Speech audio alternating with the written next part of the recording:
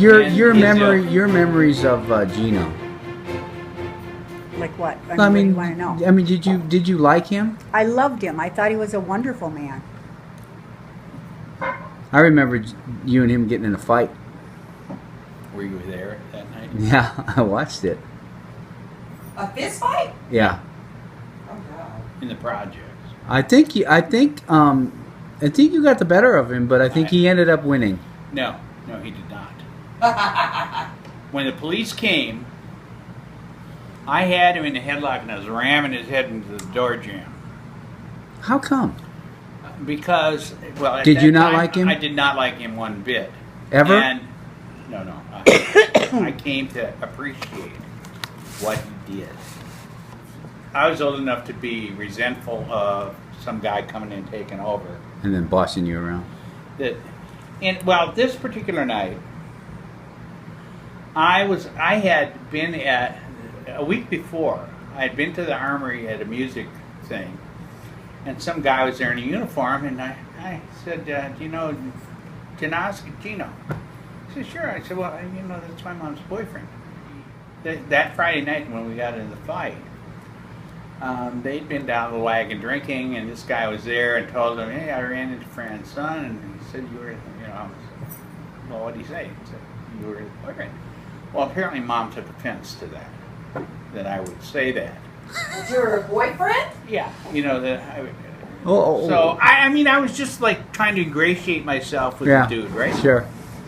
And so a week later, I'm laying on the couch, and I'm on probation, and I've got to be over at Holman Field in St. Paul in the morning to do this flight school that they had this special group of us, an experimental probation group. And Mom starts yelling at me. "Who do you think you are talking about me to some stranger?" And I said, "Hey, shut up and leave me alone." Which was not something I should have said to my mother, but I'm trying to sleep here. Just leave me alone. Gino said, "Dad, I've had it with you. I pay the bills around here." I don't know if you heard that part. Well, I might have heard it, but I don't remember. And he pulled me up, and I was like, "Are you You're kidding? putting your hands on me?" And he took a swing, and he missed, and I bashed him right in the mouth. And he started bleeding. Oh God. And Mother probably started screaming. Oh, yeah, and she was calling the police. And how old were you? Probably 16. And I thought I was working him over, and and he was bigger than me and strong, but he was drunk. Yeah. And so I wasn't thinking of that. I was just thinking, I'm mad. I'm going to hit this guy. It didn't matter if he was bigger than me and probably would have whooped my ass if he was sober. But if he was sober, he wouldn't have done that. Yeah. And Mom was pulling on me, and the police came to the door. And I said, "Okay, what's going on?" My mother's just screaming, take me out and put me in the squad car. And I'm sitting there thinking, shit, I'm going to go to jail. Maybe they'll wake me up and take me to the probation thing out of the jail. Because, it's right there. They'll know I'm in there. And maybe get me out.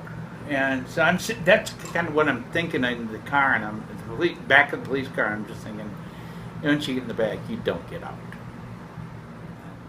They talk to me, and I tell my son, just sleep, and they came in. You're drunk. He picked me up and off the couch and was, physical with me. I punched him in the mouth.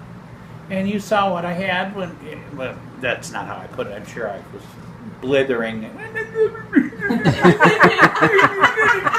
So I didn't know what to do.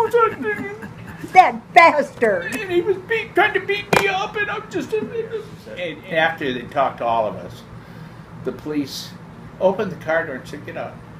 Go in the house." I go in the house, and they're standing there, Mom and Gino are real quiet. And the guy said, "Okay, this is it. If we come back to this house, you two are going to jail." Pointing at Mom and Gino.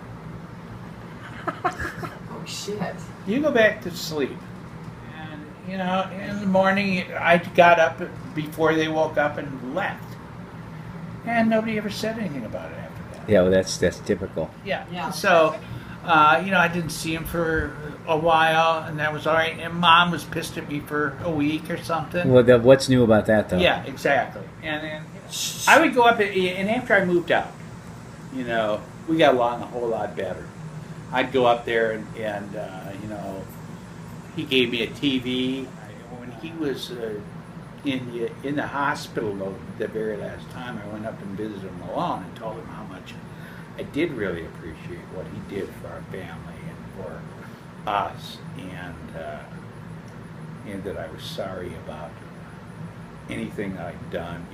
The general. I'm sorry if I offended anybody. And had you in a headlock. How did he react? He started crying. Oh. They got the hospice thing up, and he came home. He was there, and I was over there all the time. I think you were down here. I went up and shoveled snow. Good son. You're a good And then son. he died it was the winter. March.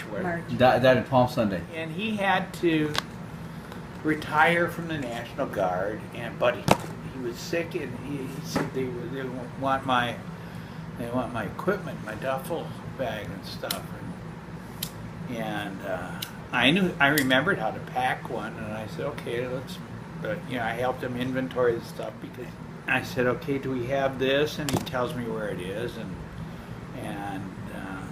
they're the entrenching tool. And I said, well, you got two of them here. And he said, well, you take the good one if you want. I got all the stuff together and put it in the duffel bag, the big duffel, and took it down and turned it in. Or somebody came and got it or something. Thank you. But did stuff like that and helped Mom and him out a bit. And we were all stopped breathing. So he's gone. Chuck starts crying, but kneels down and takes out a rosary and starts saying a rosary. When Gino died? Yeah, at the bed. Hey, what? I liked Chuck so much. He was a great guy. He was a great guy. And That's what Eddie's dad. yeah. He was such a good guy. Did you like Bernice? Yes. Grandma Grape. Yeah. She was great. She was great. I didn't like Mom and Chino. I wanted to live with Chuck and Bernice.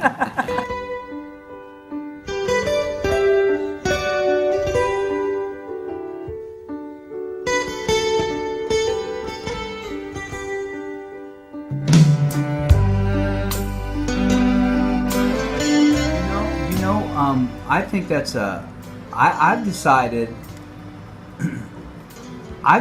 that when I want to tell people, and I kind of decided this, I've decided this since I've had my seizure, that I want to tell people I know and appreciate, and the things that I think about them and feel about them, and especially the ones that have impacted my life. I want to tell them.